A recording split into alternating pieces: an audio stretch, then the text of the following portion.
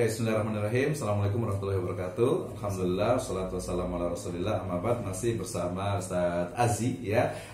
Ini generasi muda kita nih ya. Ustadz muda yang smart, soleh dan handsome juga, insya Allah ya.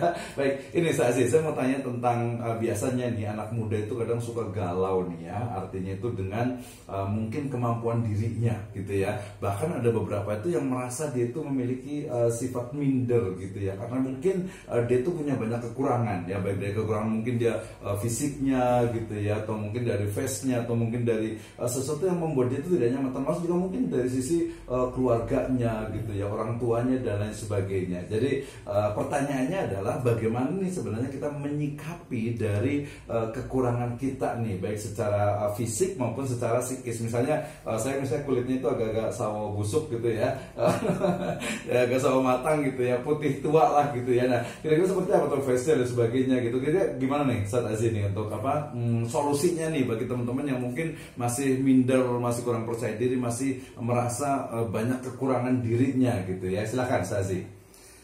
Baik, untuk para anak-anak muda yang sedang mencari jati diri, bahwasanya yang harus kita lakukan adalah berdamai dengan takdir kita sendiri gitu. Yang seringnya takdir itu seringkali terjadi tidak sesuai dengan apa yang kita inginkan. Betul, iya memang seperti itu ya. Kita tidak menerima diri kita sendiri, maka disitulah sebenarnya perang terjadi. Perang bukan dengan orang lain, tapi perang dengan batin kita sendiri. Betul. Semakin kita berlama-lama di situ, semakin potensi kita tuh tergerus habis. Oleh karena itu, yang harus kita lakukan pertama kali adalah menerima dulu takdir kita yang sudah Tuhan berikan, dari mulai keluarga, fisik gitu ya, talent kita, bakat kita, kemampuan kita, diterima, berdamai dengan diri, sehingga ketika berdamai dengan diri, di situ kita bisa mulai pelan untuk mengoptimalkan potensi yang Tuhan berikan kepada kita. Dan yakini bahwa setiap makhluk manusia, terutama yang Allah ciptakan, itu memiliki bakat dan kemampuan. Pasti ya, punya kelebihan, tapi di sisi lain juga punya kekurangan juga tadi ya. Betul. Oleh karena itu, hal yang harus pertama adalah berdamai dengan diri sendiri, tidak konflik batin dengan diri sendiri, dan juga tidak mencerca takdir, dan juga tidak membandingkan takdir kita dengan takdir orang lain, karena takdir kita didesain khusus untuk kita sendiri. Takdir orang lain didesain untuk orang lain, nggak bisa kita menyamakan gitu ya, membandingkannya dengan orang lain. Maka ketika kita sudah bisa berdamai dengan diri, insya Allah yang ada adalah bagaimana kita meningkatkan kualitas diri kita. Itu yang sering terjadi itu. Kenapa sebagian besar dari kita, sebagian kita misalkan bisa untuk mengembangkan diri, karena mungkin masih terjebak dengan konflik batin, bukan dengan orang lain, bisa jadi dengan dirinya sendiri yang belum damai dengan dirinya, karena terlalu banyak membandingkan. Karena itu fokus sama diri sendiri dan gailah potensi diri. Dan saya ingat kalam tasawuf, barang siapa yang kenal dirinya, dia pasti kenal Tuhannya. Oleh karena itu, dalam diri ini ada raksasa yang harus dibangunkan. Betul. Ketika raksasa dibangunkan, kita akan takjub betapa manusia itu luar biasa. Karena sejatinya manusia adalah karya Tuhan yang paling indah, yang paling luar biasa, yang paling benar-benar sempurna secara ciptaan. Oleh karena itu, layak kita sebagai manusia untuk bersyukur dengan cara mengembangkan dan mencari potensi diri kita. Betul sih. Jadi kalau itu kan mungkin kalau di teori itu namanya the great proportion ya. Jadi manusia itu fi ahsani taqwim gitu. Cuman tadi justru ke sana sini kadang kalau anak muda itu merasa saya itu paling jelek lah, saya itu paling miskin, saya itu paling buruk rupa, saya itu pokoknya paling enggak deh. Nah gitu. Pokoknya pokoknya negatif semuanya tuh. Gimana nih sebenarnya nih kalau menyikapi kadang muncul perasaan seperti itu? Iya, karena itu self-talk-nya bicara kepada diri sendirinya bermuatan negatif. Iya, betul. Awal dari terlalu fokus dengan komentar orang lain, sehingga bisa jadi suasana hatinya, suasana pikirannya ada dalam kontrol orang lain. Dan kalau seperti itu terus, kita benar-benar menjadi rugi sebenarnya. Betul. Karena itu fokus kita harus kepada diri sendiri, dan fokus kita bukan lagi kepada masalah fisik misalkan, tapi kepada potensi apa yang harus kita gali. Karena ketika seseorang sudah bersinar dengan potensinya, maka fisik itu tidak lagi menjadi patokan ya.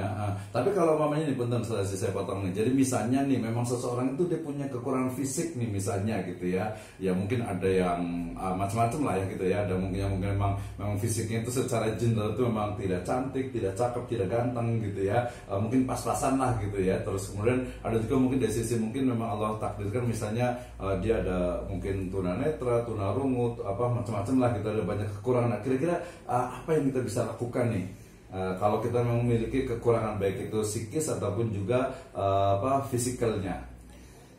Secara esensi bahwa manusia yang kita nilai dan kita rasa adalah karakternya, artinya akhlaknya. Betul, oke. Dan akhlak budi pekerti itu sebenarnya tidak terbatas dengan potensi fisik. Tidak kaitan dengan fisik sebenarnya ya.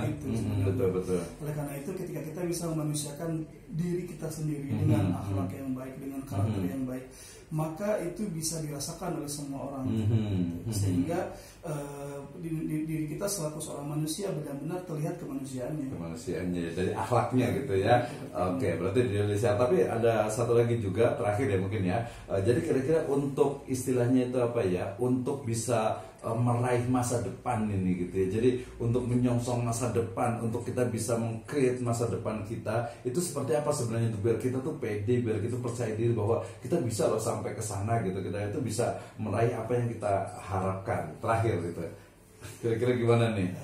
Masa depan diciptakan hari ini sebenarnya. Betul. Ketika hari ini kita melaksanakan hal yang terbaik, maka insya Allah masa depan kita juga insya Allah terbaik. Betul. Karena apa yang terjadi di masa depan sebenarnya diciptakan dari masa sekarang. Oleh karena itu ketika kita di masa sekarang dipenuhi dengan gagasan-gagasan negatif, penuh ketakutan, maka dipastikan masa depan pun sebenarnya terlihat suram. Betul. Tapi ketika di saat ini kita merubah pola pikir kita, mindset kita bahwa masa depan diciptakan hari ini, maka fokus kita adalah bagaimana melaksanakan terbaik untuk hari ini dengan potensi kita masing-masing. Oke, luar biasa sekali ya. Itu mirip seperti ini tuh, ada pepatah dalam bahasa Sunda itu, namanya itu hananguni hana mangke, tan hananguni tan hana mangke.